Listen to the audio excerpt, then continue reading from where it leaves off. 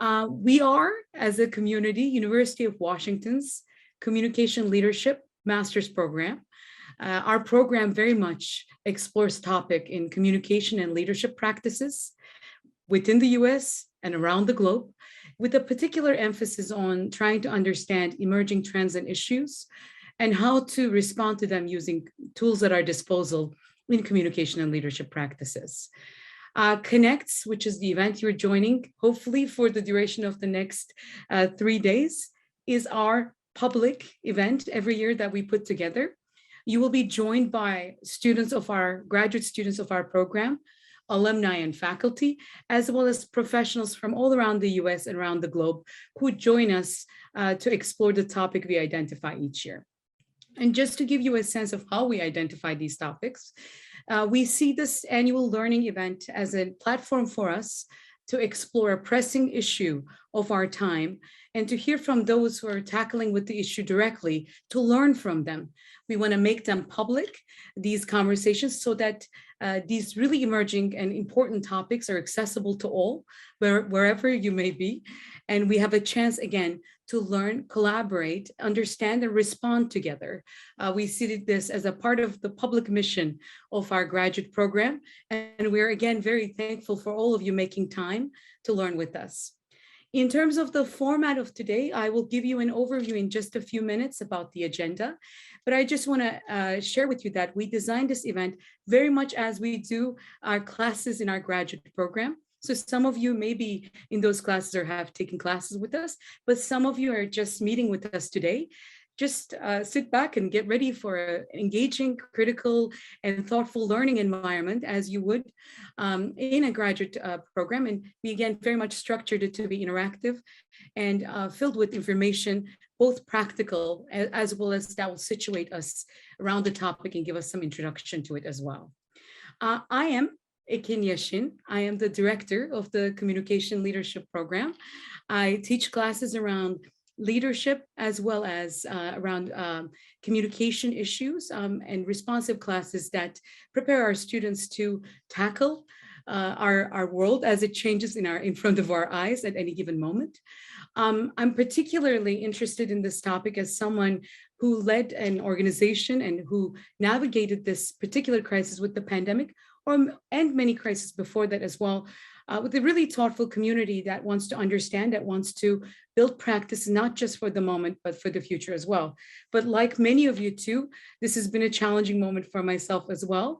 We've been navigating at this moment not only understanding the novelties that were put forth for us to understand, for us to respond to, but to do that in a moment where we actually didn't have a lot of time to structure our work and to create time. Many of us are actually doing multiple responsibilities, and this has been a very interesting moment for us and for me personally to think about how to create next generation practices in a graduate program and with organizations that we partner with at our program around well-being, but as well as also communication around health as well, which will be a topic also we'll start exploring today and continue exploring tomorrow.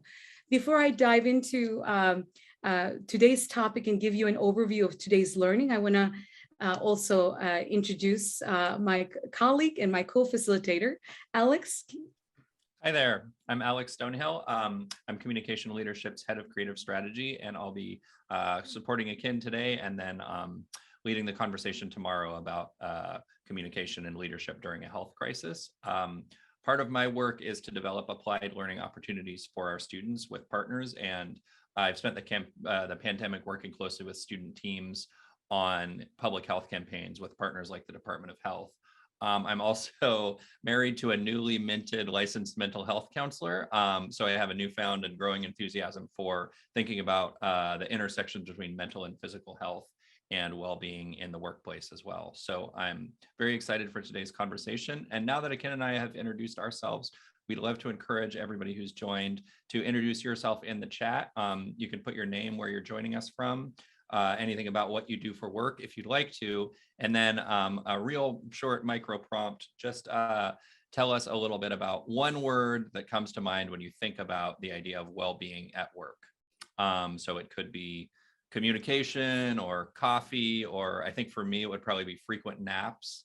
But any word that comes to mind when you think about communication, when you think about well-being at work. And as you're doing that, I'll pass it back to Akin to tell us a little bit more about what we'll be talking about today. So let me overview the agenda for today for all of you so we can get a sense of it, and I'll be doing that throughout too. Today we are going to involve the conversation with very important speakers who are doing really interesting work in well-being as it relates to their sectors, and you will get to hear from them. So we are going to start with our speaker presentations, and you're seeing the overview on your screen now. I'll also introduce each of these questions. Just as in terms of the logic, each of our speakers are addressing a portion of our conversation with a key question and a key topic, and I will involve them in a conversation to explore that so that we have a breadth of information covered as it relates to emerging well-being practices and technologies. Amidst us are nonprofit leaders, emerging tech company founders, advocates of well-being practices at work, as well as faculty of our program as well. After you hear from the speakers, we are going to have a short Q&A.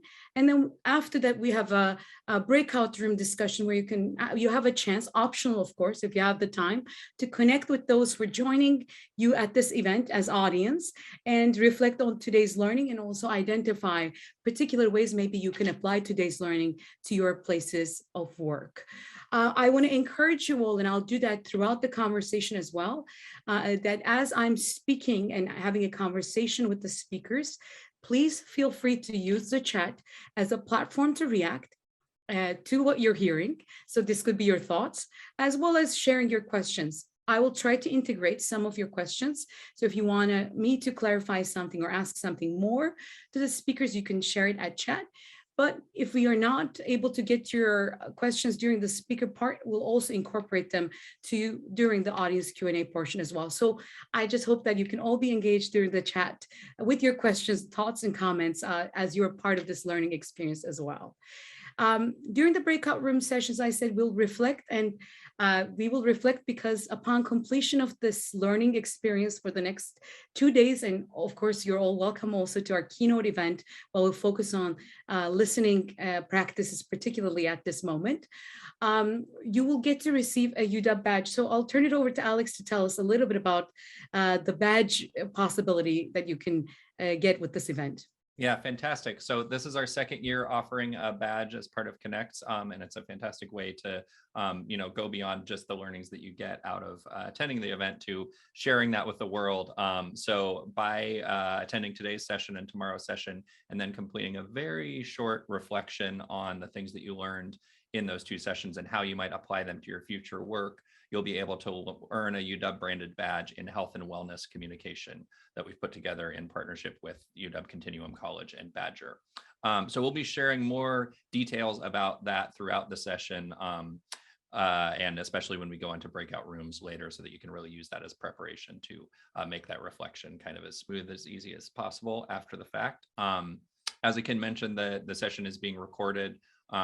So you can always go back to that for notes or revisit it later, or hopefully share it with other folks who weren't able to join. I also wanted to mention that the event is being live captioned. So please do take advantage of the captioning services if that is helpful to you. And I'm seeing some really fantastic introductions. Thank you all for introducing yourself and for your free association with well-being at work. We're seeing some fantastic things, mindfulness, a lot of emphasis on breaks being important, which is fantastic because we'll be talking about specific intentional tools to facilitate work breaks, and a lot of the very relational elements that we think about in our program, connection, community, human-centered. These are great. Thank you all for joining. And I think we're ready to get started with our first speaker, right? Akin, anything you want to Yeah, else exactly. So I think very much what you're sharing, I saw also our speakers sharing their thoughts about how the one word that comes to mind, I know Grant shared much needed when thinking about this topic, when we're talking about well-being, as well as movement, and from Melissa, and we'll hear and think with them throughout the day. So we have a fantastic lineup of speakers. You're seeing them on your screen right now. And I will introduce them all individually as we're engaging with them. But I want to thank all of them again for joining us. Today, we're going to learn from them both definitions and as well as applied practices. They're all very much advocates for well-being at work across their spectrums and across their work. So I want to start with our first speaker today, Lara Bradshaw. Lara Bradshaw is faculty of our program, and she is going to be talking to us about a little bit about what well-being and wellness means, and share the history behind the idea as well. I wanted to really engage today as we were curating speakers for today, Lara, because her class in our program around wellness narratives very much situates what we're talking about in this moment across a long media history of how we understand and approach the core topic we are exploring today. And I particularly want to ask Lara today, and ask Lara to help us start our session with maybe common definitions, as well as maybe situating this moment on a broader history, and maybe collectively also I have a chance to identify what comes next, particularly acknowledging the pandemic as well. So hello, Lara, good to have you here today. Hi, I'm really happy to be here and excited to hear the other panelists as well. And yeah, to start to answer your question or series of questions, I taught a course in the fall, right, about wellness narratives, and I think one of the kind of the roots for the course was really adding more context to wellness. Because I think, right, to Akin's point, that wellness actually has a long history. The course itself was more centered, more US specific, and we explored wellness more, I would say, in the last 120 years or so. One of the kind of roots, we used a number of texts to explore it and authors to look at that, but one of the key, I would say, components to wellness, we were looking at a historian named T.J. Jackson Lears. And he writes about wellness, or at least this time period in the turn of the 20th century, as the therapeutic ethos.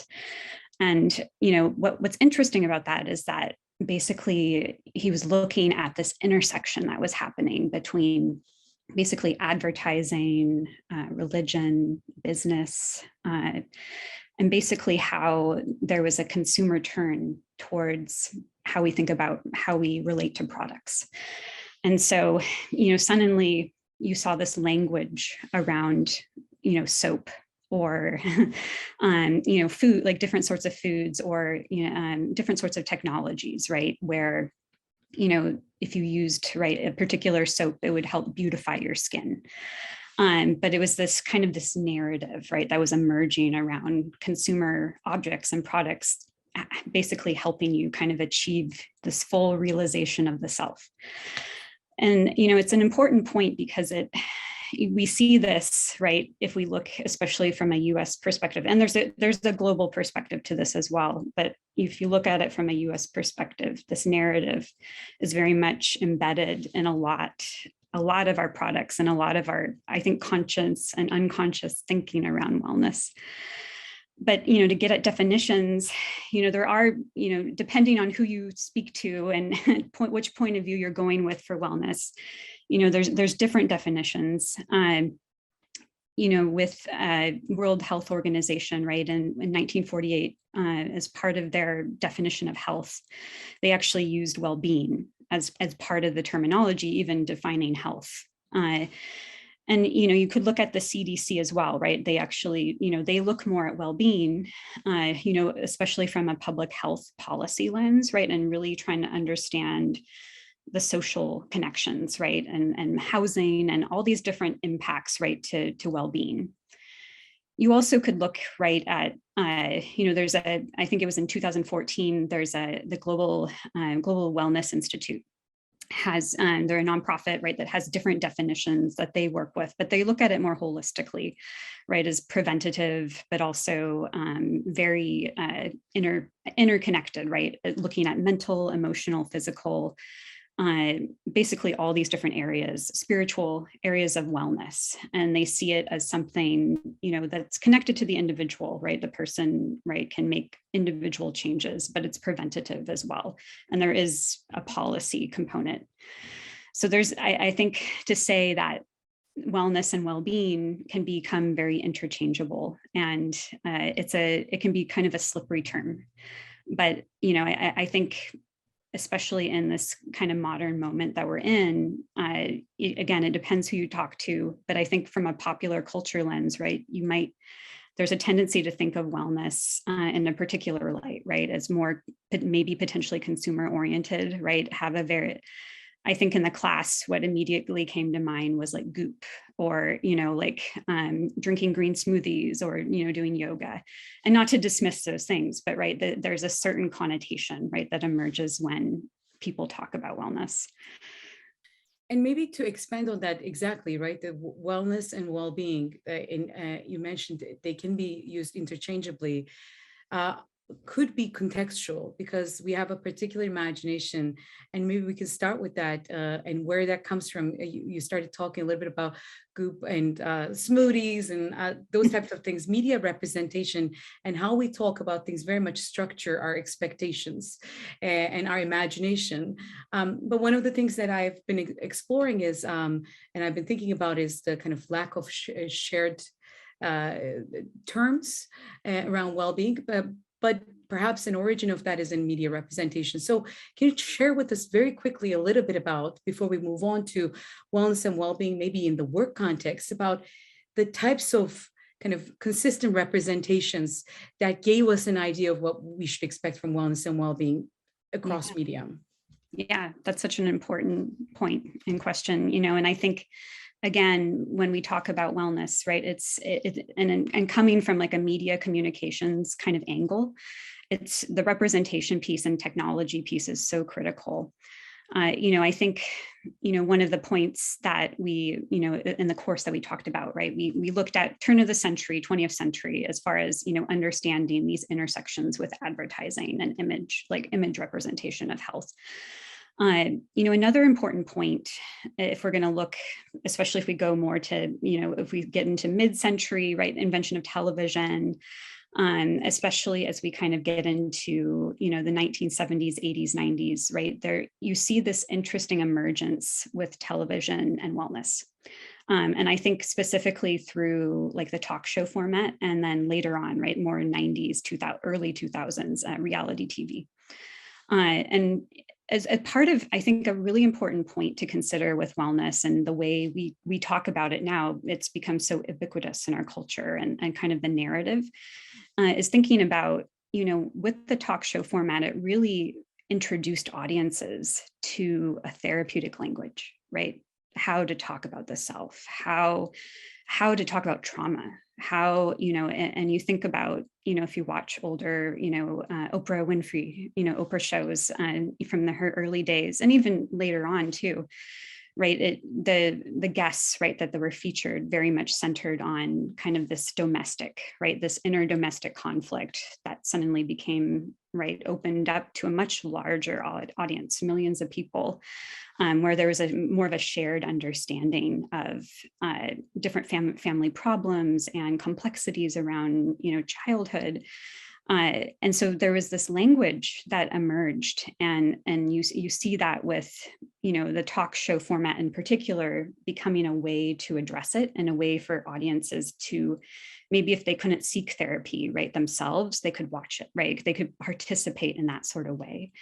You think about it with reality TV as well, right? And there's so many shows that have really emerged. And it's one of those things when I worked with the students within this class, I think there's a tendency not to really think of reality TV as like as influencing our lives, right? Because it's, lots of people watch it, and it's just, and sometimes it's often thought of this thing that's on in the background, right? It's like junk, or, but you think about the wellness narrative, right? And how much it's proliferated and kind of is underneath the surface of so much of our thinking and culture. There's, just about, for a while anyways, just about every other reality TV show felt like it was, right, trying to solve some sort of problem around mental, physical, emotional health, right? Whether that was Survivor, right? Or not Survivor, but The Biggest Loser, Survivor too, but The Biggest Loser in particular, right? Where, you're actually trying to basically change your body size, and right. And the whole point it's a competition show, but the whole point, right, was to kind of re-achieve a different self, a better self, right? Through the loss of this excess body weight. And you could say that also about, various shows about, clutter in the home, right? Getting rid of these objects that were, they were an obstacle in the way of living your best life. And we still see that now with, the magic of tidying up, and these narratives still proliferate. But this, I would say more generally, and what, other researchers and scholars have talked about with the makeover trope, it's so ingrained and how we think through this kind of coming to the other side of things, right? Becoming better. And so I think from a media representation lens, that's something really critical to think about. And as we're evolving into it, I want to bring in also the lens of the wellness and well-being practices at work. I would love to hear your perspective, because you're talking a little bit about kind of like our personal lives and this history around, maybe attaining a better life, or some ideal type of life being represented. And people are thinking about that as a way of kind of a goal, an achievement, et cetera, across, again, different types of media. But what about well-being and wellness as we understand it, and as it relates to this history at work? How is that understood, and how does that kind of play in this history? Yeah, that's a great question. I'm excited to hear the other panelists take on this, because the question, the obvious one, right, the elephant in the room around burnout, right, is a big piece to thinking about wellness in the workplace. And of course, burnout was with us way, much before the pandemic started. But I think, we look at the time that we're in, right? Especially with, you have this culture narrative that's emerging around burnout, right? Basically every other media headline is highlighting this, and, and rightfully so too. I think there's a lot to think through with it. But also, you have a discussion around the Great Resignation, right? Or, what was it in December? It was like 4.3 million people left their jobs, or it was something, right? Pretty high as far as numbers. But I think, that you have these elements that are emerging, right? In which there's a shift happening in the way people view work and how they want to live their lives. And then, the last couple of years, especially, have made more clear, or at least I think depending, right? And there's disproportionate impact, right, on different communities, but it's made clear, right, that how work has impacted us, and how it might not necessarily be balanced, but it's more, we've seen, a number of women having to leave the workforce, right, for childcare responsibilities, or how it falls right onto a lot of women and men too. But you suddenly see, right, this larger conversation happening around caretaking, right, which is part of wellness, but doesn't necessarily get thought as part of wellness, and health as well, where you have you have people really trying to better answer, how do I live a life in which work isn't everything?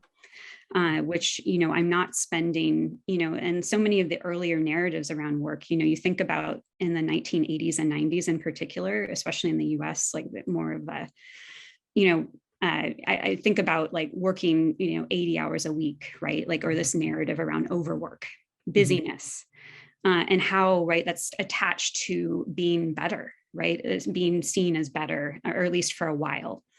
And I think what we're seeing now is this challenge to this narrative, right? And it actually, people are exhausted and it's hard, and I think burnout becomes a tricky term too, because it's, it's not exactly a medical term, but it's recognized, right, as occupational. But yet people have a number of medical related conditions, connected to this. And you see the rise of mental health discussions and physical ailments.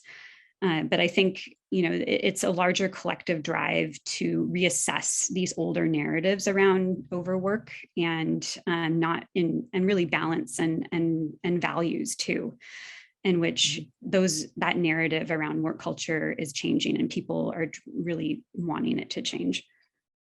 Exactly, and we'll be exploring also today as we move forward too, kind of types of systemic change needed across organizations to make that happen. And as we're in this moment navigating with the pandemic, particularly rethinking, as you're saying, rethinking work and what's acceptable, how are we responding to this moment, the disproportionate impact it has based on who you are, what you have to do.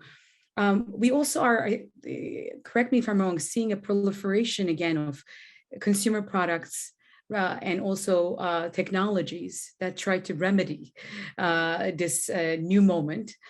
So I would love to hear a little bit about your thoughts around technological responses to kind of try to remedy, again, where, we've started with TV, we're at a moment of TikTok, social media, and a variety of emerging technology tools that directly try to have solutions for wellness and well-being problems. So I would love to hear your thoughts on this moment and how it relates to those.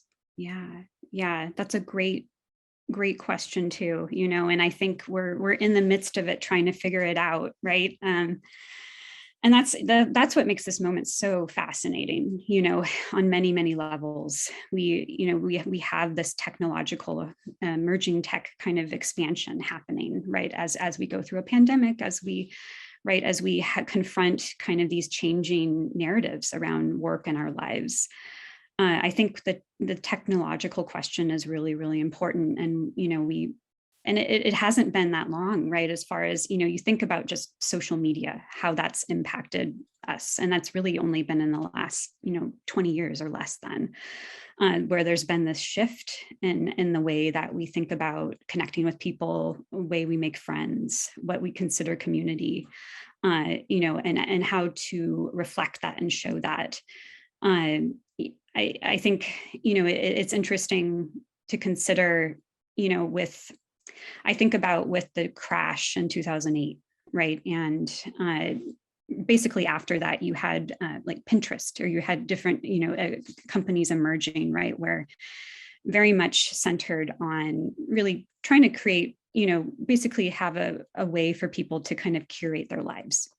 And I think there's this narrative, right, around curating your life and showing it in the best possible light, right, which you could argue, right, this is very much centered in the narrative around Instagram and other social media, right? But I do think there's, the conversation around technology and how it's impacting us.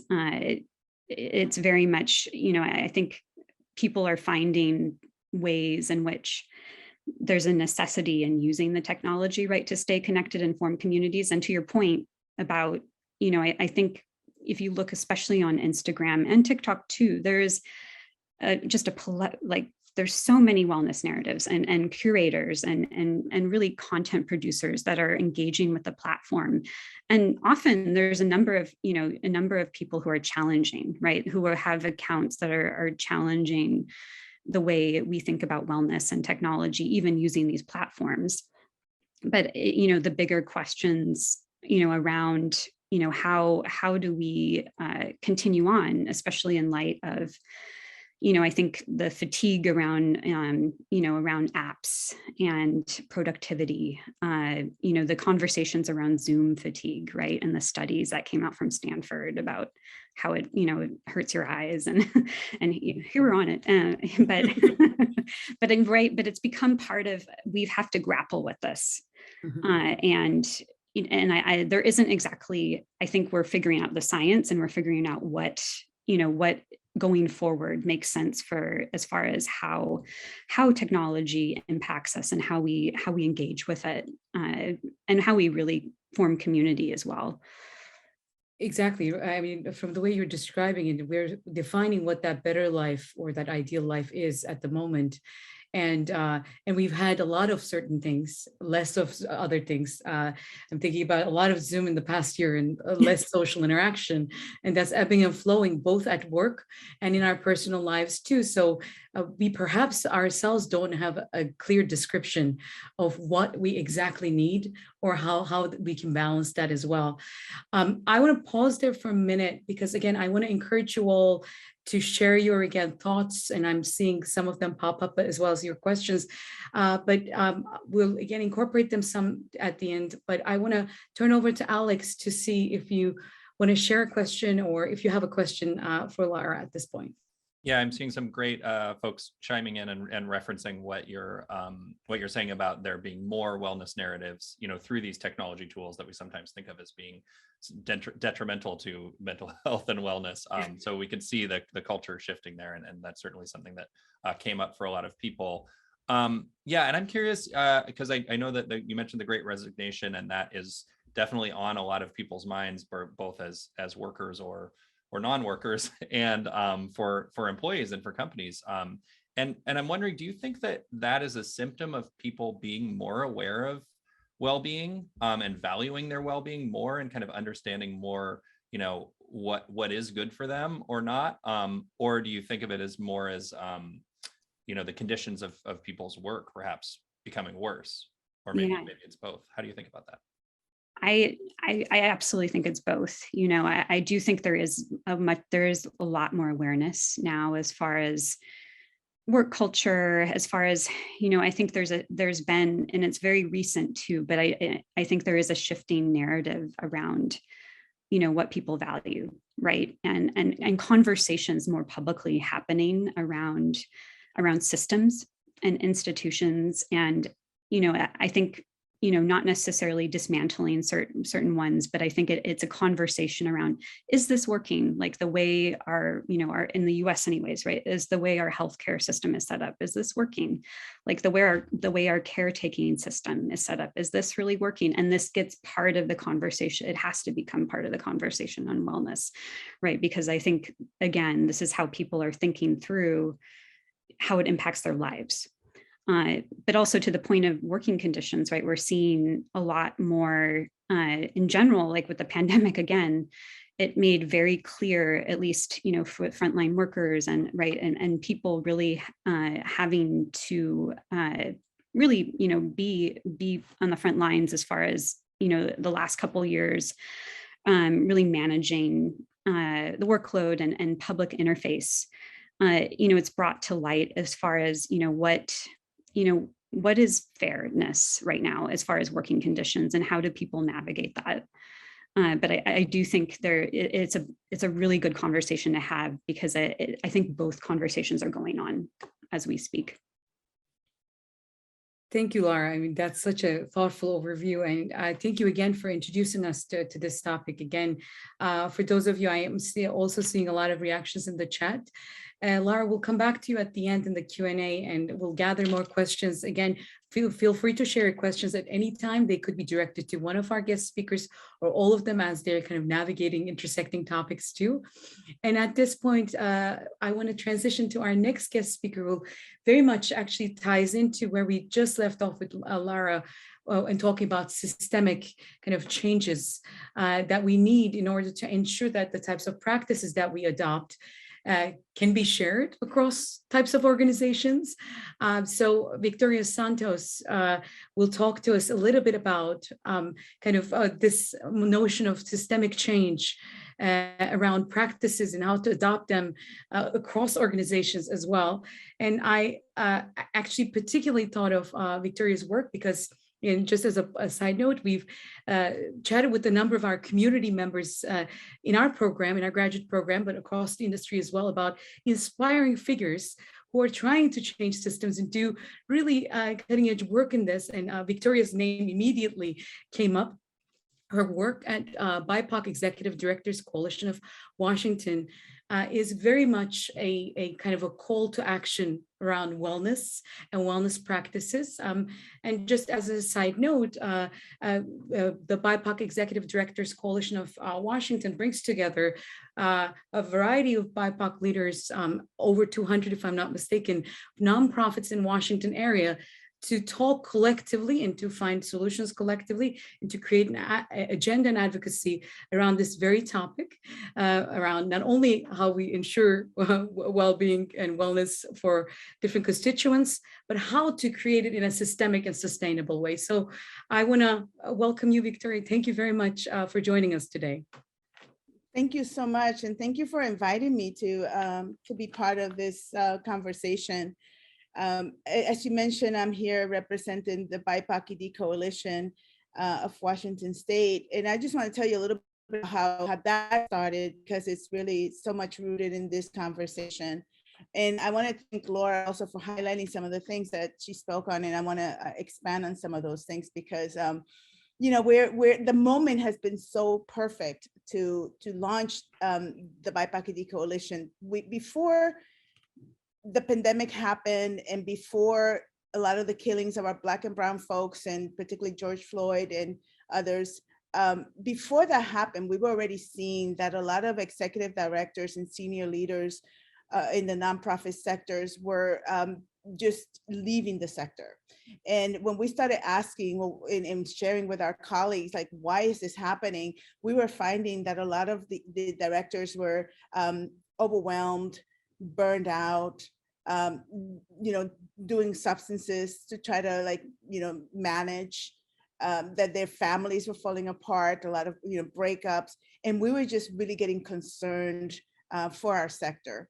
So a group of us came together and said, you know, let's have a meeting, let's call people together, let's have this conversation.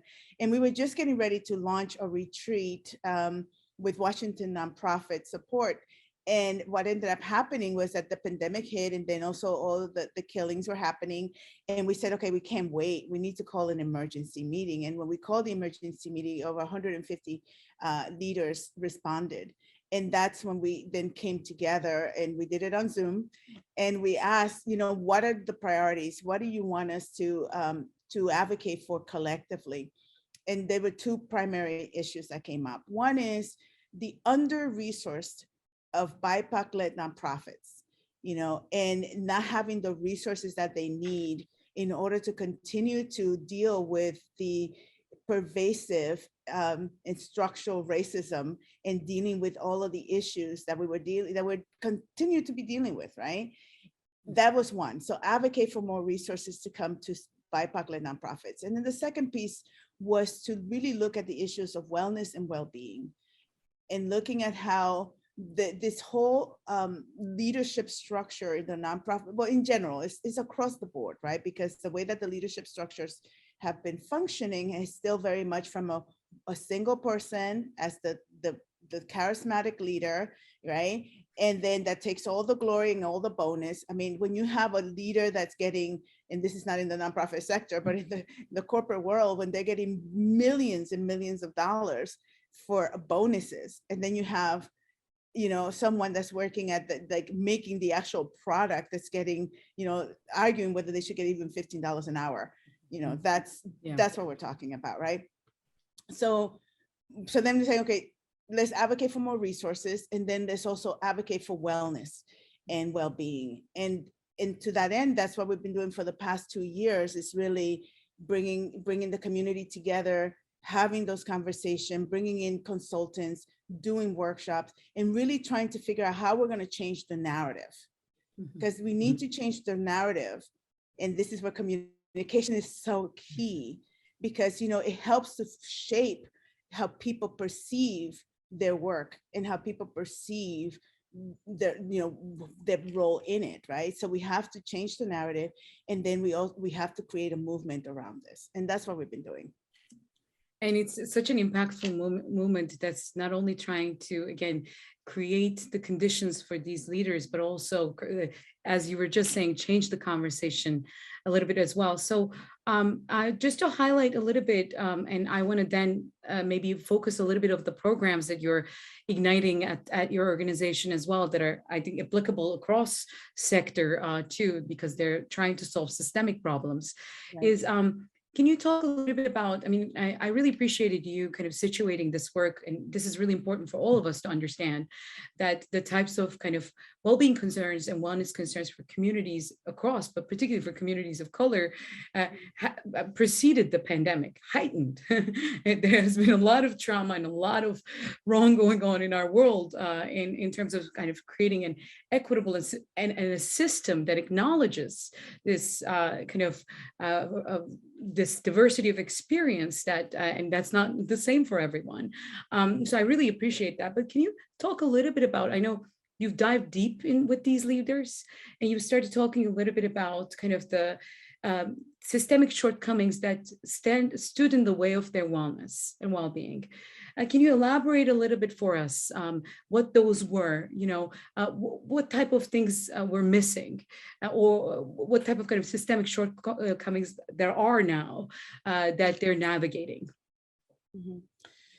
Well, you know, Laura touched a little bit on this piece around, for instance, rest being earned, right, not deserved, right? So there's this piece of like, oh, I have to work. I mean, even the way we have vacation time. I mean, the amount of vacation that most people get in the nonprofit sector is so little, right? That it doesn't give you enough time to even get there, get some rest, or if you're going to go somewhere, or if you're not going to do a state vacation, get somewhere. By the time you get there, you spend a little bit of time, and then you have to go right back.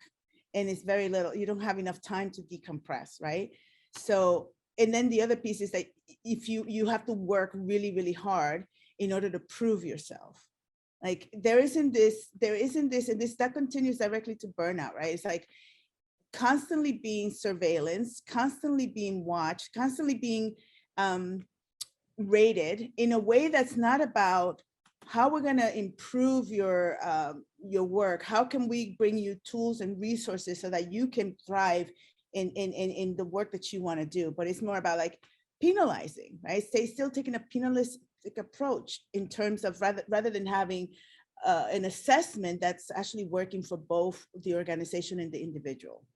It's also not caring about families, right? It's like, really, it's about the bottom line of the organization, rather than thinking about, oh, you have to take care of your grandmother, or you have to take care of your mother, or you are the sole caregiver for your family, or you just had 2 children.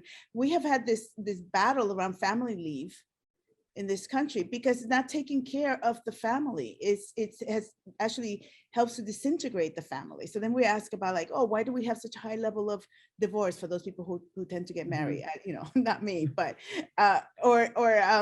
you know, why do we have so many people hospitalized? Why do we have so many people suffering from high blood pressure? Why do we have so many people suffering from alcoholism? All of these are symptoms of a society that is not valuing family, children, elders, right? So this is extremely impactful for Black and Brown folks and people who are, you know, from our BIPOC communities, because we tend to be, you know, very family oriented. Not that everybody isn't, but we are very family oriented, you know, and the stressor goes not just from the individual, but it continues onto the family, right? So we're trying to deal with that.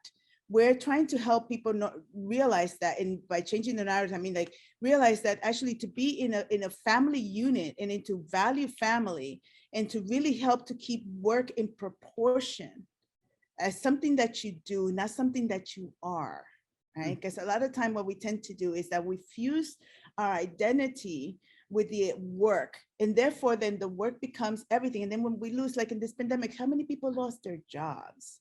When we lose the job, then we become, our mental health issues increases because we see ourselves as a function of that work, rather than as an individual that's here to fulfill a particular role, a particular purpose in life, right? I don't want to get too deviated from that, but that's some of the things that we're trying to work through, to have people think of, in a way of wellness also, not from an extractive capitalist way. I mean, like, yeah, Goop, I hear, is a great product, right? But let's talk about what are some of the products and some of the things that we actually created from our own heritage, our own family background, our own experience, that doesn't take, you know, $50 for a little container of 8 ounce or something, right? So let's talk about, like, maybe not living in an extractive society. How can we grow? I personally come from a family of people who were healers and herbalists, you know. Where did I, you know, I'm trying to recoup that history, right? What plants can I grow? And actually, Alexandra, you mentioned that, you know, Reagan Jackson from Young Women Empowered, you know, and Young Women Empowered is amazing in what they're trying to do with young people, in that they're growing food in a farm. They're teaching young people how to grow food. They're teaching them also how to grow herbs, because we can grow a lot of herbs and things ourselves to be able to use that for our own health and well-being. So we're trying to say, okay, we don't need to be extractive. Let's not talk about rest being earned. Rest, anyone can have rest. So we give grants, small grants called respite grants for people to take time off. And I'm going to talk later more about what we're doing with our sabbatical program. We overwork is not a virtue, and we're talking about taking care of families. So those are some of the ways that we're trying to disrupt the system. And it's so much about the system, right? I mean, paid family leave is a thing missing in the US systemically. It's based on who employs you, whereas globally, actually, there are different versions of how it's approached that can be used as examples of how to approach and how to put families first, or how to kind of prioritize that. That's not contingent on where you work, right? And I think that's also an important thing to acknowledge now, to the equity piece. If it's not systemic, you're very much at the mercy of the organization you work for, or who you work for, and who you work for impact. There's not a common shared experience around kind of, say, family paid leave or other practices around rest and well-being. Some places of work may be good for that. And we every year see kind of top 15, 20 places to work, but majority of the people don't work for those organizations. And it really depends what they do at that organization in terms of what they have access to as well. So thank you very much for kind of highlighting this at this high level. But I actually, you started gesturing towards it, and I really want to give this example because the programs that you're creating are very much about, again, pushing for some systemic change, but also changing the narrative as well. I know about the respite and rest program. You mentioned it quickly. So I would love to hear a little bit about what you're doing in the respite and rest program, as well as your ongoing work on sabbaticals and advocacy around that as well. Could you share a little bit more with us? Sure. Let me contextualize those two things in terms of our partnership with the philanthropic sectors. What's happened when we, after we put in the call to the BIPOC EDs, we also wrote a letter and had, calling on the philanthropic sector to actually release the amount of funding that they give from 5% to 10%. 5% is the legal requirements that most foundations have in terms of what they can give to nonprofits. So we asked for them to increase that to 10%. Then we also say, rather than just giving like year funding, please make it multi-year funding. And so, anything from 3 to 5 year funding for nonprofits. And then we said, and make it operational, general operation, rather than just, specific things. So to that end, we've had several partners that have signed the letter. We have about 11 partners that have signed the letter. And we have these meetings with these funders to talk about how to get other people and other foundations to sign on to this call, this open letter. In addition to that, we said, let's start making headways to give funding to people to just take some time off, to take a rest. They don't have to go through major hoop jumping. They don't have to write major reports. You need it, we'll give it to you. So the Satterberg Foundation stepped up and gave us some money, and we opened it up to the BIPOC EDs, and immediately people responded like, I can use this. And it was so quick that we actually had to close down the applications and then just put things on a holding pattern, because there was just such a need. And what people were saying was just, it just makes me want to cry a little bit, because it wasn't a lot of money. We were just giving $2,000, okay? But what people were saying they were going to do with this just blew my mind. There's one of the EDs who started an organization to help women who are dealing with breast cancer, because she herself had breast cancer. She was going to take a vacation. She was going to take a vacation and go and visit her family that she hadn't seen in 2 years, right? Because of the pandemic. There was other people who just saying, I'm just going to stay home and write. I feel like I need to write a story that's inside of me that needs to come out. I'm just going to take some time and write that story. And it was everything from that, from one end to the other. So we saw that can make a tremendous difference. At the same time, we knew that a week was not enough, right? A week is not enough. So we decided to start a sabbatical program. And the sabbatical program is basically, it's in a pilot year right now. We're raising $1.2 million. And that $1.2 million is going to be divvied up into 20 organizations. Each of them will receive $60,000. And the $60,000 is to provide 3 months completely paid sabbatical for either a senior leader or an executive director to take some time and take a break. We say, ideally it's between 3 months and 6 months, but we did the research, and 3 months sometimes is too much. And at that point, the person is like, I think it's time to go somewhere else, And by that point, the team is so functioning probably well without them. It's okay, right? Mm-hmm. And if that's what happened, right? That's a good thing. But 3 months is enough time for the person to decompress, to stop checking their email, to stop trying to call people, to trying to find, go through that whole thing of they can do it without me, feeling, and then be able to settle into themselves and then let things emerge. Mm-hmm. Let their creativity come back. Because actually what we found is that sabbaticals are really healthy, not just for the individual. It's actually also really healthy for the organizations. There's a lot of leaders that have had that their inspiration is kind of gone because they're just in crisis survival mode, So you give them some time, their creativity comes back, and then they're ready to come back refreshed and continue to work on the organization. But what we're also found is that the sabbatical is actually really healthy for the organization, because if we do it right, if we get a consultant in there to work with the staff, the roles and responsibility of that senior leader gets distributed to the other staff members, okay? And then if you put some money in there for the staff members to get some support and get a stipend and maybe get some coaching, when that person comes back, they don't come back into that same role. Mm-hmm. They come back and they look to see what people like of the new roles they assume, what they don't like, what comes back to them, what stays away. And there is a different power sharing that happens in the organization. So if we could use sabbatical as a way of helping to redistribute the roles and as a way of increasing capacity in the organization, it's actually a win-win for everyone.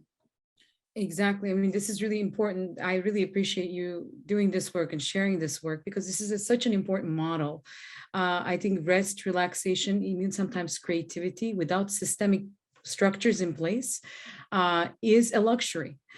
So being able to take the time to reflect, even thinking about what's next, but also finding yourself in a situation where rest is appreciated, not frowned upon. I mean, going back to Lara's earlier conversation, your fantastic examples. One question I want to leave with for now, because we'll come back to it at the final Q&A, is we're getting a lot of questions about kind of thinking about this work that you're doing with so many organizations and how we can encourage this type of work in our own workplaces, no matter where it might be. We have guests from all around the world and also all around the US and across sector as well. So a question for you, I mean, based on your experience and your ongoing work, how do we encourage our own workplaces to implement these kind of programs that you're talking about so that it's shared across board? Mm-hmm. You know, I'm going to be holding some conversations with some individuals, like the director from One America, Roxana, and also with Jody from the director from Community Rise. And both for them, Jody took a sabbatical that was actually paid by a foundation called Sidemir. And Roxana took a sabbatical as part of her transition into her executive director role from One America. And they have implemented a sabbatical program within the organization, in that every staff member after 5 years of work can be eligible for a sabbatical. And so we're going to be creating a toolkit of how to implement sabbaticals within your organizations. And we're going to have it on our website. And I'll actually, let's see, I can drop the link to our website. Actually, I don't, here we go, it's in the chat. That people can use. But the main thing I would say, also actually one more thing, and that is that we are encouraging the foundations to actually give money to their nonprofit organization that they support for health and wellness programs, and also for sabbaticals. So the thing is to really, and when I was on the co-executive director of Young Women Empowered, what we did was I was ready. I was like, okay, I was going into my 10th year. And I was like, okay, I need a sabbatical. I need to step away. I need a break. And we started thinking that through. And so we had a conversation with our board members, and we institutionalized it in our policies, in our organizational policies. And basically, I think, if there's the will to really support your employees' well-being and their families, and we know now, especially as I think Lara was mentioning the Great Resignation, that part of that is really a re-evaluation of our priorities, and so if we value our employees, we need to take care of them. And that goes from anyone. We're focusing on senior leaders and directors because we have to start somewhere. But I would say that goes for everyone in the organization. So if you can create policies that after a certain amount of time that people have worked there, they can have a sabbatical, and just include it as part of your budget. And when you do your annual budget, you can make it happen. It can happen. Thank you so much, Victoria. And again, I want to encourage everyone, we will have Victoria again at the Q&A portion at the end of the session as well, to continue with your comments and questions that you're sharing in chat. And we'll come back, Victoria, to the conversation at the end with all our guests. So at this point, I want to kind of take us to another direction. I am so inspired by Victoria's work and the organization's work too, and invite one of our other speakers who's going to tell us a little bit about kind of the ongoing work around altering how we approach our work, and creating technologies and tools that allow us to kind of reimagine our work cycles as well as our general cycles as well. Melissa Painter is the founder of Breakthru, and Breakthru is a particular technology that you're going to all actually get to experience right now. So Melissa, before we dive into the conversation and talk a little bit about what Breakthru is, which is again, we'll discuss in the conversation. Melissa is sharing a link for the Breakthru, and we want to invite you all to take 2 minutes to take a micro break using Breakthru, so that as we're talking about what Breakthru is and where it comes from, you can have an experiential knowledge point for it. as well as you can take a micro break now. So I'm going to ask all of you just to take, those of you who are participating, as well as our guests who want to do that as well, to just take 2 minutes, and we'll wait for everyone. So we'll take from now until 2 past or so, 3 past. We'll repeat the link again in the chat. Just click on, it will allow you to take a movement-based micro break, as we've now spent an hour thinking. So I know this is part of the thinking as well, Melissa. So let's just pause, and I'll pause myself too, and mute myself and reconvene with Melissa after you experience what it means to kind of give micro breaks with movement to your work and to your, in this case, to your learning. So again, the link is in the chat.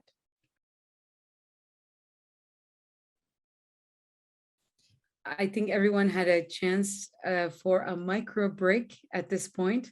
And that's part of our conversation today too. We wanted to include the perspective of those who are building tools and technologies that gives us a sense of kind of an altered sense of well-being, and also try to reimagine how we approach our work. So I'm joined by Melissa Painter, founder of Breakthru. Hi, Melissa, thank you for joining us today. So happy to be here, and thank you all for playtesting Breakthru. It's amazing to hear what Victoria was just talking about taking breaks and what that can gift us in terms of our thinking, our creativity, our worldview. We also deeply believe in that, but obviously we've been focused on something of a different scale. So Breakthru was born out of an insight that collectively we've gotten really bad at taking small breaks during our workday.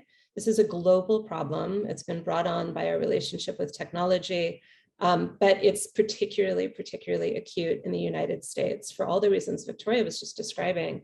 And it's acute up and down and across all different kinds of sectors. So when we work on Breakthru and we talk with a lot of different organizations and companies about what's causing burnout, what are the rhythms of the days that people have, et cetera. We're confronting enormous burnout in very purpose-driven organizations like nonprofits, where people are sustained by their sense of purpose and allegiance with their job, but driven so intensely that they don't often make space for their own needs. We see it in arts organizations, but we see it equally in organizations where people are perhaps not so aligned from a value space with their job. They're just trying to do their job.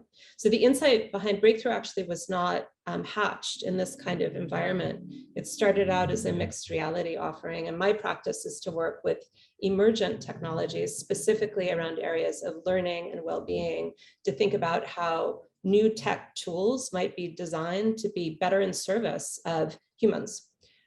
So that we don't drive ourselves to all of these extremes. I don't believe that well-being should even be called out as though it's a separate piece of what are we doing at work or at school. It's not a separate division. I mean, well-being is about who are we holistically as thinkers and as people, and it's a productivity element. It has to do with how do we bring our best selves to our space of work. And can you share with us a little bit about the research behind kind of where Breakthru emerged? I know that you mentioned kind of this almost an epidemic of lack of breaks in the work cycle. So could you talk a little bit about that, the type of research that led to the Breakthru product?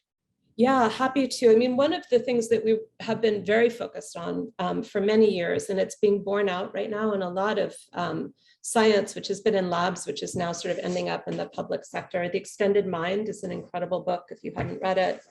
Joy of Movement, Mind in Motion.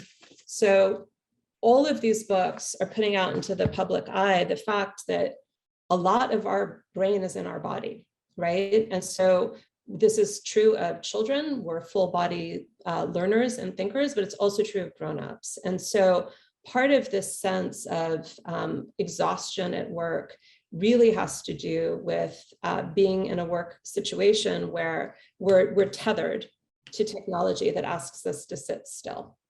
And so the science that we were working on at the sort of origin story of Breakthru was how can we help people essentially just turn their bodies back on? So in this country, we tend to think about well-being, fitness, et cetera, as things we might do before work after work. We also think of them as commodities, things that maybe if we can buy it, we can have it. We were really interested instead at what are the tools that we all have that can help us stay well. So your body is the best piece of technology any one of us own, period, full stop. We've just stopped honoring what it brings to the equation in our places of work and study. And so, for example, you turn your metabolism down by 90% by sitting still for 30 minutes. What are the consequences? Pretty much every chronic condition that we all know about, from diabetes, cancer, obesity, et cetera, can be directly tethered back to the cost of sedentary behavior. Terrible for our bodies. Also terrible for our minds. When you stop moving, it's really hard by 3 o'clock in the afternoon to even have a creative thought or to forge an original decision, because you just have turned off that piece of your brain that's in your body. And so that was the thinking that we were doing before we turned Breakthru into a tool for hybrid work. And I know you talked a little bit about using kind of emerging technology tools to implement this. I think many people I've experienced it before. Can you talk a little bit about the constitution of Breakthru, how it was built? And I know that it was kind of built for across mixed realities, but can you talk a little bit about kind of the structure of the technology? Well, I'm going to share screen for 1 second and share the film, if that makes sense. So Breakthru once upon a time was a mixed reality offering. And so you would be in it in headset. What's happening here right now is that the movement of her body, just happened to you, is moving the world around her, but it's moving everything. In this experience, her arms are 40 feet long. And when she moves, she's moving all of those pedals. She's also changing the audio. It's immersive, programmable audio. And so this is what we were working on and studying pre-COVID. Inside this part of the experience, they're standing on mats that sense exactly where their balance is and where their feet are. And by stepping forward, those flowers are growing to your chest. And so we were looking at what kinds of experiences can we design that will give people a full-bodied, immersive, reactive, real-time experience and guide them through some movements that help them do some really basic stuff. Start to breathe again, find their balance, find their strength, get a sense of empowerment. And so this is what the product looked like pre-COVID. And in the end, the product will be this and what you just experienced. But this idea of your body is a creative tool is something that was really important to us to impart to people. And part of the sense of well-being actually comes from that autonomy that you feel in making something. So it's so interesting because both of the speakers who preceded me, I mean, Laura talked about this very much as well. At my studio, we tend to think about we're either making things that encourage the part of someone that is a consumer or the part of someone that is a creator. And if we want to make well-being tools, we better be enabling their creative being, not their consumptive being, right? And we live in a country and an economic system that, for the most part, designs for consumption and addiction, because that's where the money is, essentially. And unfortunately, a lot of the well-being narratives have been co-opted by those forces, if you will. And yet, if you can create these moments where people are just able to be embodied, have a moment of creativity, have a moment of breath, you've given someone in a very small moment a well-being, beat in the context of the workday. And if you could share, is any one organization or more organizations or settings have adopted Breakthru as a tool? And if so, how are they using it as a consistent and systematic kind of way of their daily practice? Are there examples of that? I know it's still in testing phase, et cetera, but there are people who are involved with it already. Yeah, well, so the little taste that you just had is a beta of a web-based version, but Breakthru was launched in partnership with Microsoft at the start of COVID on Microsoft Teams as an app. And if anyone has Teams, it's free for the taking there. So in the context of Teams, there's 39,000 organizations in 72 countries playing and using Breakthru daily. And they literally run the gamut from preschools in Poland to Fortune 500s to divisions of the UN to domestic violence centers to the Minnesota Autism Association, et cetera, et cetera. So national parks in New Zealand, it has been a wonder of who's stumbled.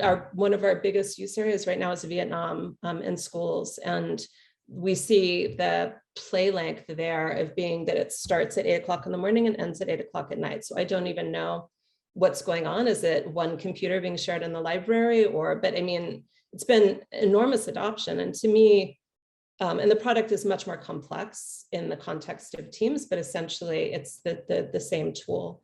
And I think to us, what it's proven out is just that people are desperately looking for new rituals in the context of hybrid work and school to take breaks that are healthy, if that makes sense. I know that does. And I want to kind of think a little bit also, a couple of questions are coming in too, and thinking about how Breakthru kind of integrates with our surroundings. I know that I saw in the chat too, some of our participants already take breaks, say go outside and for some moments. So how does Breakthru add on to that or complement that experience of like stepping out now that we can step out a bit more, but also imagining a world where we're interacting with our surroundings and our nature as well? Yeah, well, so hopefully in the tiny taste that you got, you can see that we're very much trying to bring the hike to your desk, and not because we don't think you should go on the walk. Nature is a tremendous provider of well-being and source of well-being for us all, and many people don't have as much access to it as they should, right? So we're looking at really urban societies. We're looking at a lot of people who have a pretty distant relationship to nature. Nature provides us a sense of deeper meaning and connectedness and timelessness, sense of awe that's tremendously good for our well-being. It also provides us these moments of soft fascination. So the leaves going like this in the wind, or the shape of the water, those kinds of patterns were biologically designed to be absorbed by those, and those things help us think creatively. So we 100% believe in the well-being power of nature. We 100% believe do the hike if you can, if you have the time. But in the context of being realistic, I mean, I have players who use Breakthru hourly, and what they're doing the rest of the time is taking calls in the hospital where they're working, taking intake calls, which is very stressful, constantly typing, constantly here, and they don't have in those 2 minutes the ability to go take that hike. And so important to do both, right? And also, I want to ask you a question about the design. I know that the experience is really interesting and cool. How is inclusivity was a part of the design process? I particularly want to ask you a little bit about, for those who may have limitations in movements, and how they may use Breakthru, if that's the case, and how that was put into the design process as a consideration. The inclusivity piece of it is super important to us, and I wouldn't say that we're checking every box in that regard yet, but I would say a couple of things. One, Breakthru is an invitation to move in the way in which you can. So we always, when we share it out in organizations, say there's no right or wrong way to play. The fact that this guide, I mean, I have a user in a train company in Germany who says, I love it because it doesn't look like some beautiful yoga lady, his words, not mine. But I mean, the truth is there was intention behind creating a non-gendered avatar who's not exactly human. A lot of the well-being offerings we get actually really are, there's a lot of mind control about what do those teachers look like, be like, is it me, is it not me? So those things certainly are a piece of why we designed it the way that we did. Also, the sound itself is responsive. And so if you're moving your body and you are not sighted, you would hear the impact you're making on the audioscape. And so all of those things factor into how we think about it. We have farther to go in that regard. And yeah, so that's kind of my concluding question to you, is about the challenges around adoption. I think you've one of the reasons that we do not have micro breaks or kind of movement breaks are because of the way in which movement is built in or not into our existing work practice. So I almost feel like what you're describing, and to adopt Breakthru, we need buy-in from institutional leaders or organizational leaders across contexts. So how do we get there, that there's more kind of on the cycle of the days that we are asked for, movement time is built in? What have been your experience? I know many people across the globe already are playing Breakthru, but what do you see as challenges ahead in kind of coming to a maybe more shared movement-based work culture? Yeah, I mean, it's a really good point. Every workplace has a different culture and idea around these kinds of things, but I would say that we've found a tremendous openness. And I think that this moment of everyone working remotely or people hybrid did make people more aware of the fact that, I mean, this Zoom fatigue, sedentary all day long, it's rare that I end up on a call with anyone who doesn't say they know they should have moved more during their day. It's just, so we've all had this moment of learning. The other thing is that people are really aware of walking with a colleague to grab a cup of coffee at work, having a walk to morning commute, a lot of those rituals of movement that were about the architecture, the spaces that we used to share together really have changed. And so I think that there's an awareness that we need to bring in new rituals that honor the body. And we'll see. I mean, I've been really surprised by some of the places that have been open and some of the places not so much. It's quite often flies in directly in the face of what my, pre expectations were. So.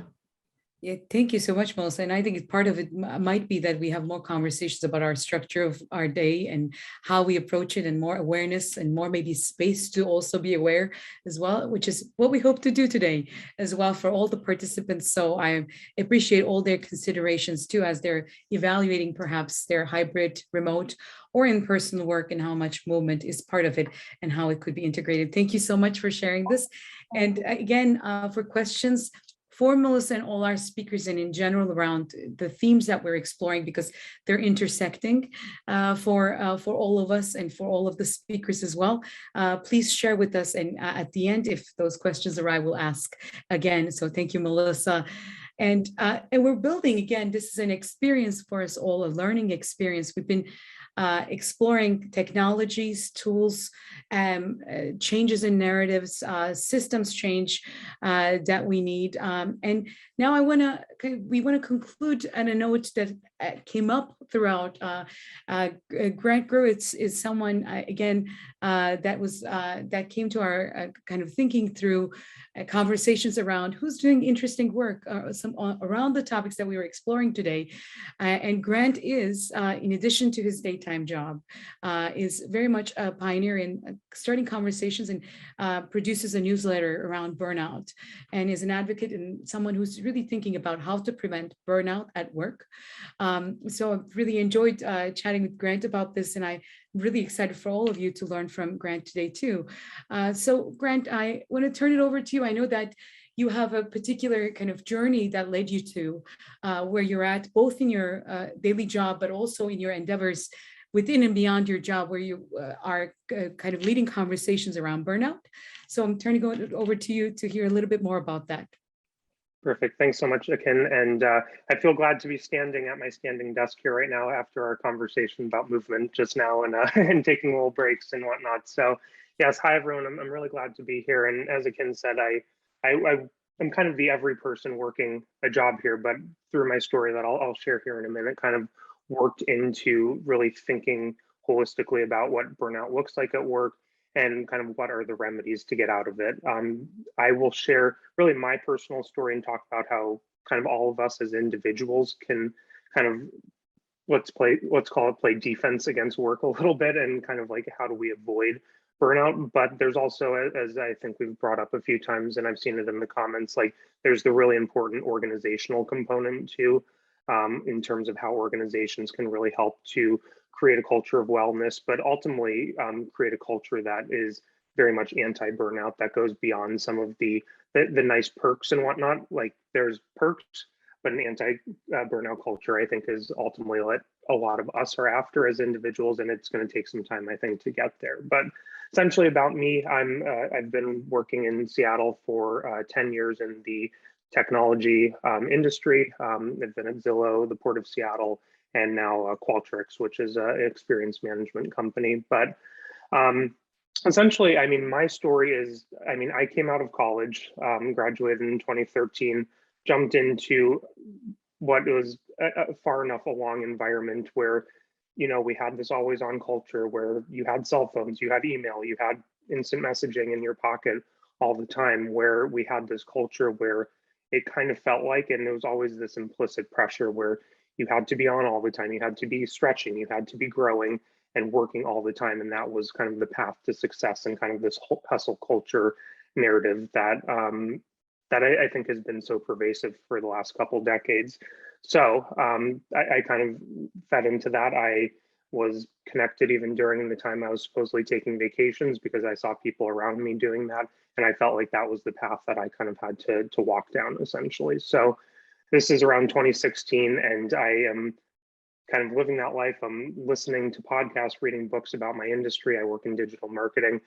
So not only was I working a lot of hours, but even in my time away from work, I was kind of ingesting all of this content that kind of kept my brain on to work, even when I should have been off from work. So as you can probably imagine, I kind of went in and kind of got pretty burnt out. And I had a point where really for about 9 months in my work, I hardly had the energy, I think, to even like send out a couple emails a day. Like it just, like I had that moment where I kind of just crashed. And so of course I was like trying to figure out how can I get myself out of this.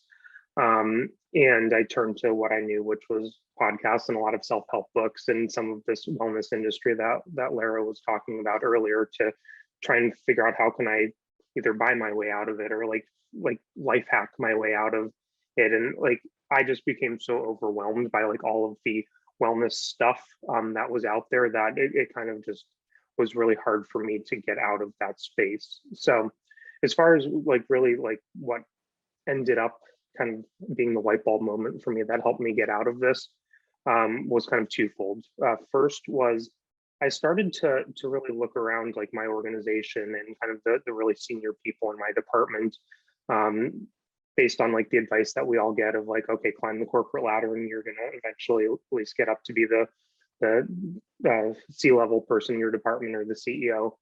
But I started to really look at these people and they seemed to be working all the time. They were traveling a lot. They seemed to be perpetually stressed. And I started to really look at that and was like, that's really not what success looks like to me. Sure, it might be in title and whatnot, but that's not what success looks like to me. So that was kind of an initial light bulb moment for me. And then another light bulb moment for me was I actually came across the work of the Blue Zones. I'm not sure if anyone's familiar with that, but it's basically, it's a National Geographic study about, I think it's like the 8 or 9 pockets of cultures from around the world that have lived the longest and are the happiest people. And they basically distill what are the 9 kind of habits and lifestyle behaviors of these cultures from around the world. And surprisingly, haha, joke, none of them were about climbing the corporate ladder and all of this. So those were kind of these 2 really light bulb moments that went off for me. So I basically from that started to chart a new path out of like, how do I get out of burnout that is kind of in an anti way that like we think about in kind of today's always on connected, hyper technological society in a lot of ways. And so I really spent 2 years trying out a whole lot of different things. And then 2 years in addition to that, really perfecting what I kind of call my playbook for preventing burnout, which I feel pretty good about. And as Ken mentioned, like I've been writing a newsletter about this for last couple of years, and I have a really good following of people that have also validated that it's really helped them a lot too. So basically, I'll go through the 4 chapters of this book, or of this kind of playbook that I've written for myself and have started sharing with other people. And again, this is how you as an individual, this doesn't scratch the surface in terms of what organizations can do, since there are plenty that organizations and leaders need to be doing. But in the time period until that really starts to happen in a more pervasive way, here's what we all as individuals can do. So chapter 1 is what I call downsizing your relationship with work. So we've kind of talked about this in some regards already, which is this idea of success. I've found that success tends to get grouped into 2 different definitional buckets. There's kind of the money and power, very American like capitalistic definition of success. And then the other one that I tend to subscribe to more is this idea of how can I have the most control over my time as possible. Now, that doesn't mean I don't work at all and I don't have like some big boulders in my day that I can't move. But aligns my activities and the things I say yes to and my actions to that definition a lot more. There's another really interesting piece, and we talked about this actually earlier with one of the sessions about people who are in roles that are nonprofits or something that is a cause-based industry, where we get into this world like where we are told kind of to fall in love with our jobs a little bit, and that can kind of be a little dangerous sometimes too, since the saying, if you find work you love, you'll never work a day in your life.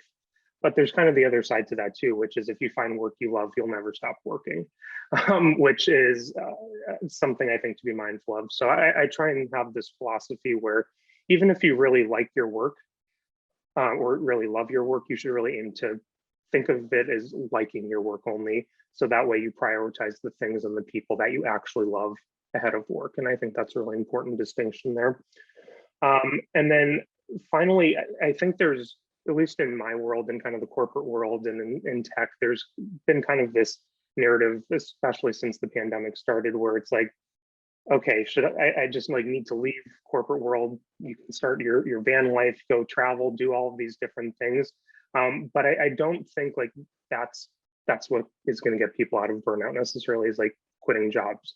It might work for some people, but I know I've talked to plenty of freelancers or people who've kind of left having a true boss, and burnout is still a very, very pervasive issue there. So it's not so much the type of job, it's the system that you create for yourself that is around burnout. So that's chapter 1, all about downsizing your relationship with work. Chapter 2 is kind of within work.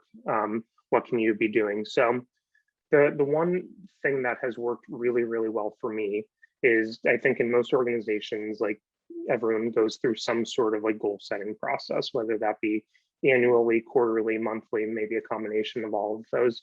And what I try to do is use that goal setting time extraordinarily strategic. Whereas like what I sign up for and work with my manager and my leadership to say, hey, this is what I'm going to put my name next to, we stick to. Now, of course, many organizations, there are things that come out unexpectedly. You may have to pivot in all of that.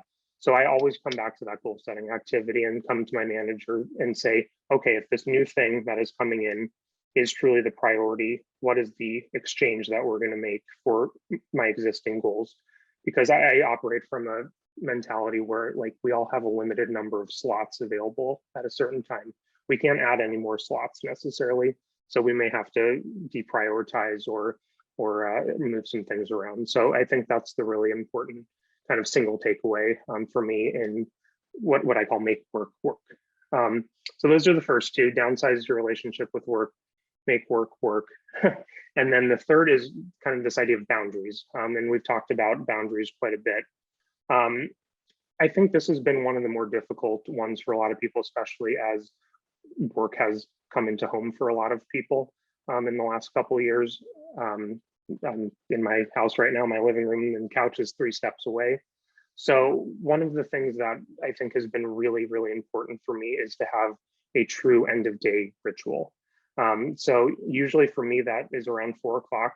I close up my laptop, and at that point, I'm done working for the day. I usually go exercise, maybe I make dinner after that.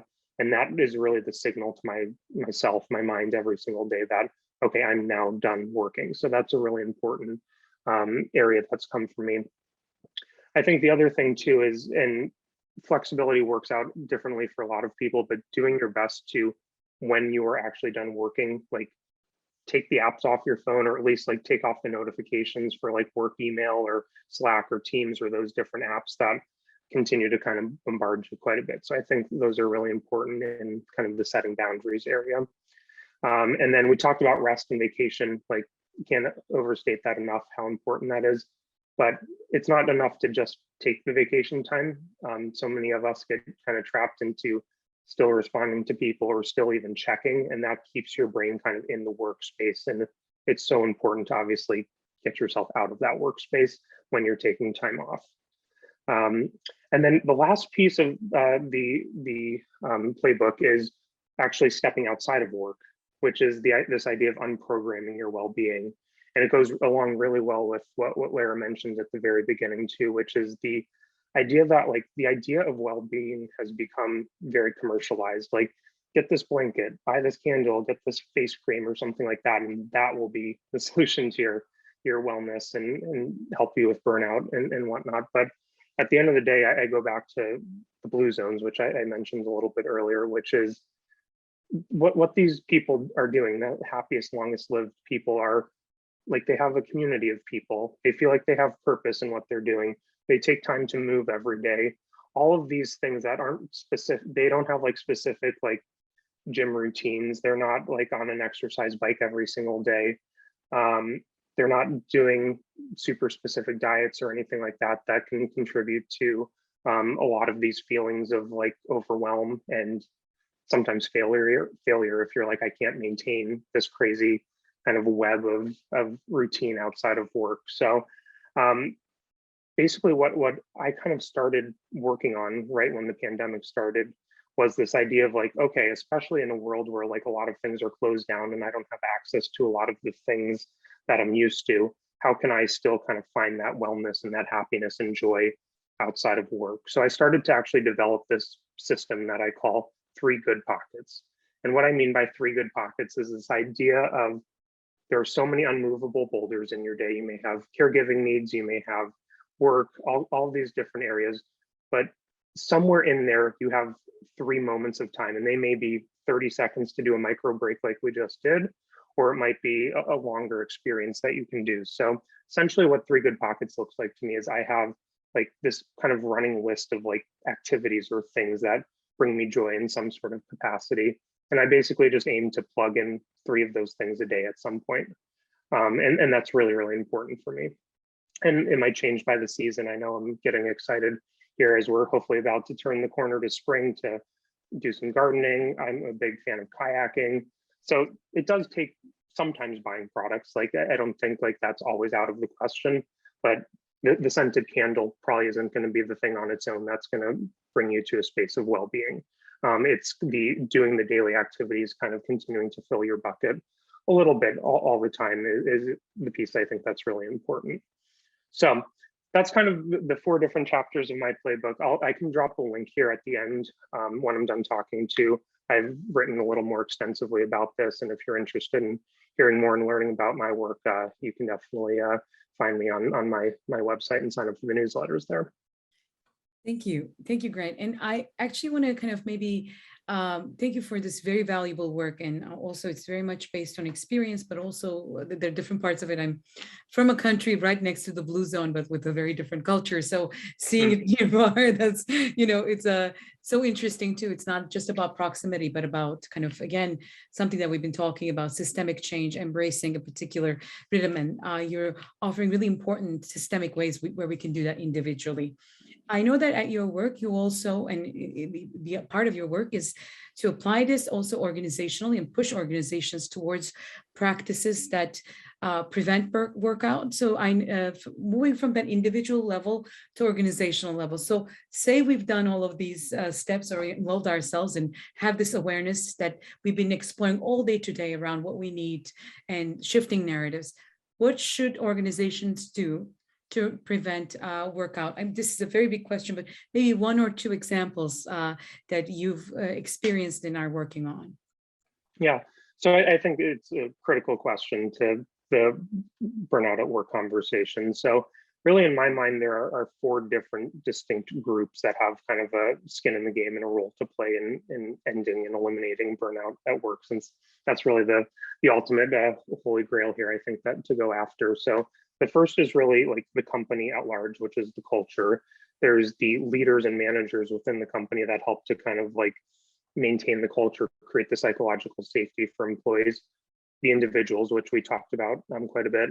And then even the government in some levels, and we're starting to see across Europe and other countries, there are some of these right to disconnect laws that are starting to come into place. So I think that's a really interesting side piece of this conversation here as well. But as far as specific items that I think organizations can really do, we're starting to see at least an awakening that organizations have that well-being and DEI and belonging, which is a really close cousin of this conversation as well.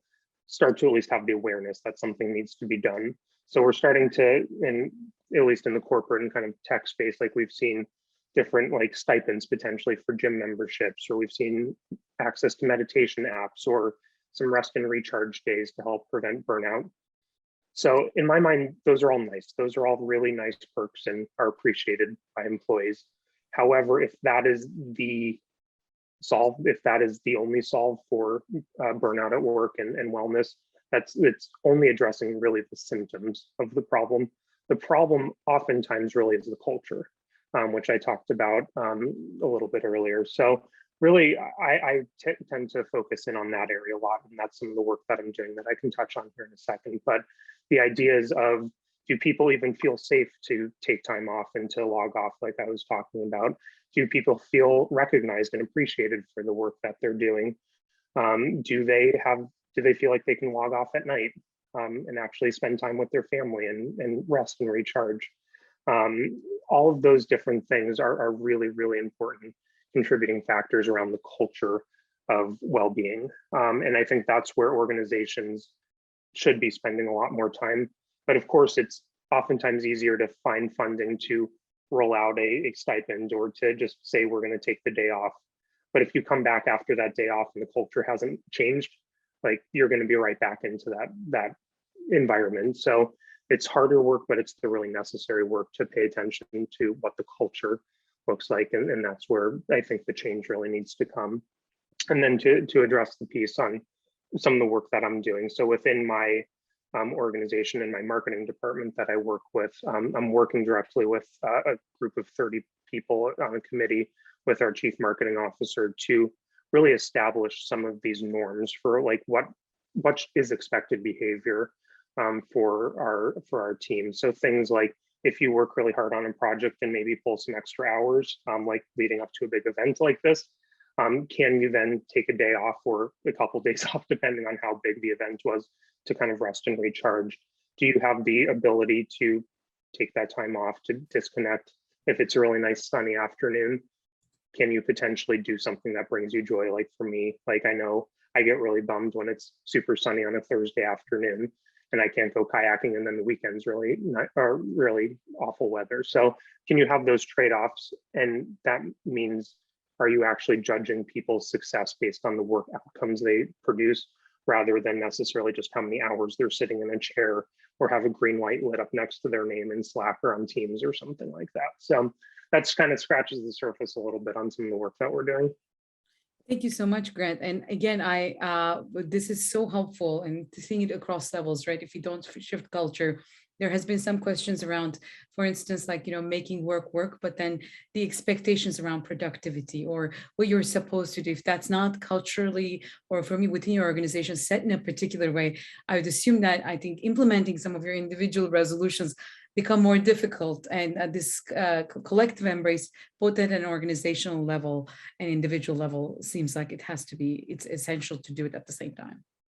Yeah, I mean, the philosophy I usually subscribe to with this is, if like the work if it's not important enough to be done in 40 hours a week, like if it's not like rising to the top of that list in 40 hours a week, it's likely not important enough for yourself or for your organization to be doing. So like we're at a time right now, especially right now, where I think employees have a lot more leverage than they've ever had before too, with their employers, given the Great Resignation and some of these topics that are so pervasive right now. So like, I think like we all hold a lot more power than we have in the past to be able to advocate for ourselves a little bit and say, like, I won't be able to show up next week or next month or next quarter to continue to produce work at this level if I'm being asked to stretch and work 60 to 80 hours a week or something like that. So it's a conversation, and I like, everything's a negotiation, right? Like people say to negotiate salary, but like all of these things are things that I would probe for and negotiate in terms of whether it's the role that I'm in right now, or if you're interviewing to take a new role potentially. Exactly. And I want to, at this point, maybe bring in all of our speakers too, as we're almost out of time, and I want to make sure that everyone has some time to reflect in groups too at the end. In addition to, in place of a Q&A, if it's possible to highlight all of you here, I want to kind of leave everyone with the takeaway. It's been such a valuable and important learning opportunity for all of us, being able to think with you today. And I just want us to maybe end at a note where we can identify a practice that we can take back to our organizations. So from all of you, maybe within a minute or so, could you share with us how can we at our organizations advance, advocate for well-being in our audience, for our audiences? What could be one thing that we could do, say after today, to shift the conversation, to maybe start a new narrative, or to change a definition? What would be one practice, one thing? I know you've all kind of pushed back and have done that advocacy. What could our audience do, say at 2:15 p.m. today, starting at 2:15 p.m. today, as a practice to adapt to and push these conversations at their places of work? Lara, maybe we can start with you. Yeah, I was thinking about, Grant, your discussion about just, culture, values, and really thinking about, I know in the thread, in the comment section, people are talking a lot about boundaries. And I think something I know that I personally have had to implement is, I like to call it, I don't know, I think about it as basically negotiating priorities. So, what I like to think about it is, how urgent is this? And it requires some pushing back with my boss. But again, to Grant's point, it's a conversation. And it's something where I find that the more I have embraced it, and I've seen others do this as well around boundaries, just asking, how urgent is this? Can this wait? What is the timeline? Just asking more questions to really get to at the core of what this thing is, and what the deadline actually is, and what's pushing it. I find the more that I've done that, and I've seen others do it, it's created more room for really reflecting on what actually is a priority. Thank you. I'm Victoria? going to steal something from Grant also. Great. I'm sorry, I'm jumping in, which is the idea of the ritual at the end of the day. I think to go back to your teams and to say, we have an opportunity to invent some or make some design choices together right now. And one is, how do we think about time? When do our days start? When do they end? Sometimes people are great nighttime thinkers, but that doesn't mean their team needs to be awake at night thinking with them. I see a lot of leaders make that assumption and make that error. So I think that raising that conversation and setting those boundaries, but thinking of them as a group, as a team, is really essential. Thank you. And I think building on that, the good news with so many of our tools at this point, even if it works for your day and your flexibility to work in the evenings, everything is schedulable now. So you can schedule emails so it sends the next day, or I saw a question about working kind of with global teams as well. And that's huge, where I can send something so it arrives the next morning in Europe or something like that. So I'm being really conscious of the people that I'm working with. But I think I'd probably revisit what I just talked about, which is this idea of how helping to create a culture where individual success is judged based on the work outcomes provided and produced, rather than just an arbitrary number of hours worked. And I think for so many people, that has been the success metric that they're judged on, and certainly in the corporate world, but I think elsewhere too, where success does not necessarily equal just working all the time. And I think there's a lot of management philosophy that's out there with that sort of idea, but we kind of need to break away from that. Thank you. Victoria? I would say commit to knowing who you are, and to get your values, clarify your values, learn emotional intelligence, and think of a village. Think about taking care of the whole rather than just the individual. And so you could strive for your personal best, but let's try to diminish the competition and think about who is the most needed, or who needs the most. Like a forest, one tree might be dying, And then the other trees that have a lot, they give to that tree so that everyone can prosper together. And I think if we took that approach, then we would look to see who in our community need us to support them and to uplift them so that we can thrive together. Thank you. Thank you all so much again for making space and for creating a space for us to identify the urgency in thinking about this, but also for us to also start crafting next generation practice at our organizations.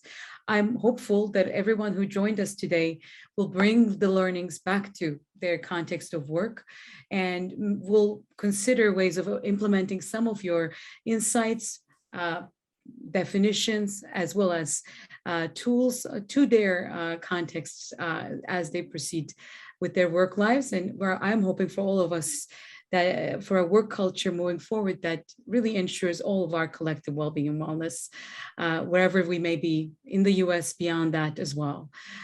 So at this point, I'm going to invite you all to reflect on this as well. As you know, as part of the requirement for the badge, we're going to ask you to reflect on today's learnings. We also want you to connect with those who are in the audience. This is an optional part for those of you who want to partake in this from our audience members to apply their learning. We're going to break you out and we'll give you a minute to do so. In the next minute or so, we're going to break you out into groups and you're going to talk very briefly about in addition to introducing yourself and talking about well-being and what it means for you at your place of work, how you can adapt or recommend an aspect of today's conversation to your own work. This could be your current work or future work. What's something you want to bring to your work practice inspired by today's conversation? Again, this discussion question will be a part of the reflection questions for the badge reception. And so we will ask you the same question when you are filling the form for the badge. So we're going to give you also a chance to connect and reflect together as well. This part is optional. In the chat, we're going to share with you our upcoming events.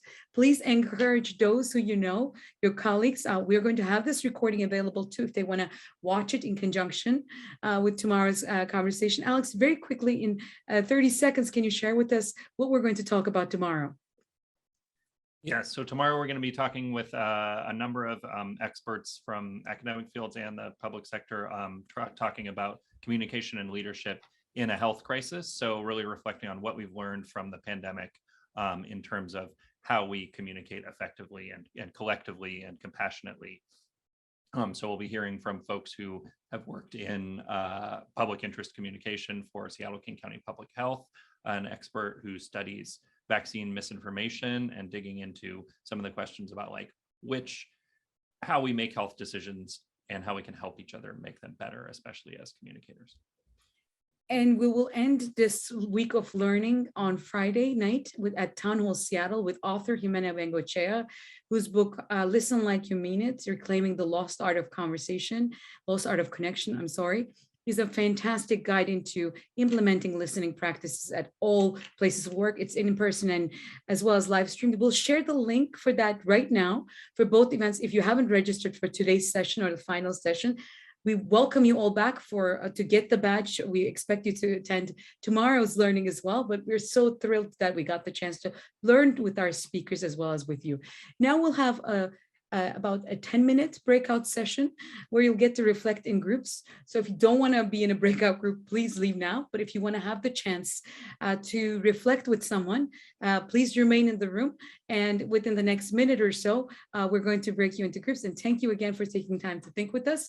Again, in the next minute, we're dividing you into groups so that you can reflect on the questions with someone who's attended this event as well.